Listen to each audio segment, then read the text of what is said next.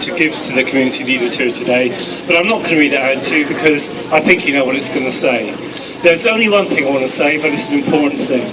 When myself and my teacher colleagues today went into school and we spoke to all the children from all the communities that Haringey represents, I was absolutely proud of those kids. They were the people who know what education means, like the community centre here knows what education means. And the people who don't want them to be educated, who want ignorance and fear, are the people responsible for sowing hatred and division within our communities. So my message, my simple and only message today, is that they thrive on ignorance, we thrive on education, and we thrive on hope, not hatred. Thank you very much. And now Doris Page from the local community.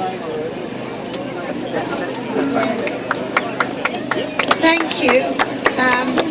It's an honour to be able to be here to offer sympathies as a Jewish person on behalf of Jewish people in situations similar to mine. As you may see, I go back a long way, and I want to say that I left Nazi Germany in 1939.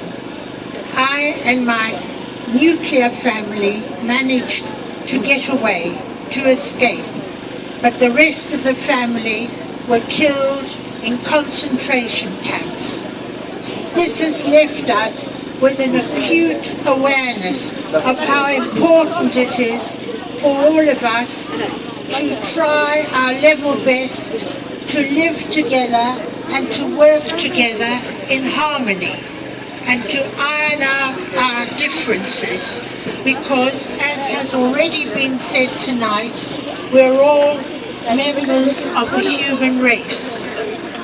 This community centre is a crucial facility for people who have fled from difficulties in their own countries, and we are grateful that they have been offered the warmth and kindness that they received.